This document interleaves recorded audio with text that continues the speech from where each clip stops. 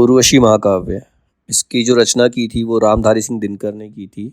रामधारी सिंह दिनकर का जन्म 23 सितंबर 1908 को बिहार के मुंगेर जिले के सिमरिया नामक गांव में हुआ था। मुंगेर जिले में एक गांव है सिमरिया, वहां पर इनका जन्म हुआ 23 सितंबर 1908 को। इनकी शिक्षा मोकामा घाट के रेलवे हाई स्कूल में हुई और उसके बाद ये पटना कॉलेज से इन्होंने इतिहास में यानी कि हिस्ट्री में बीए ऑनर्स की।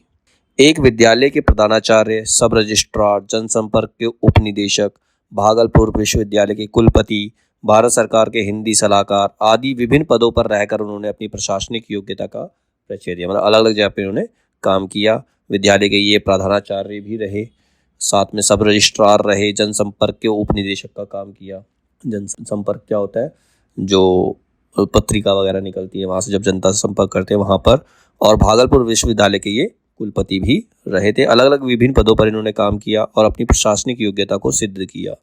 1924 में पाक्षिक 7 सहोदर में प्रकाशित पहली कविता से साहित्यिक जीवन का आरंभ हुआ। साहित्यिक रचना इन्होंने कहाँ से शुरू करी? 1924 से शुरू करी थी और उनका जो पहला साहित्य था वो पाक्षिक, वहां से इन्होंने छात्र सहोदर जबलपुर से इन्होंने शुरू किया था। ठीक है, अब इनकी जो प्रमुख कृतियां हैं, इनकी जो रचनाएं हैं कौन कौन सी हैं? इनकी कविताएं रेणुका, हुंकार, रसवंती, कुरुक्षेत्र, सामसेनी, बापू, धूप और धुआं, रश्मि रथी, नील कुसुम, उर्वशी, परशुराम की प्रतीक्षा, कोयला और कवित्व, हारे को हरिनाम आदि, ये सारी इनकी कविताएं हैं। गद्य भी लिखे इन्होंने। गद्य में लिखा इन्होंने मिट्टी की ओर, अर्धनारीश्वर, संस्कृत के 4 अध्याय, काव्य की भूमिका, पंत प्रसाद और मैथिली शरण, शुद्ध कविता की खोज, संस्मरण और श्रद्धांजलियां, ये सारे इनके पद्य थे।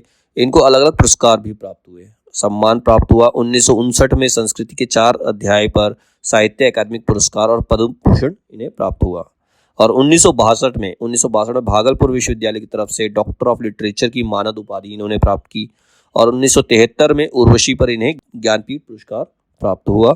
अनेक बार भारतीय और विदेशी सरकारों के निमंत्रण पर इन्होंने विदेश यात्रा भी की और अंत में 24 अप्रैल 1974 को इनका निधन हो गया।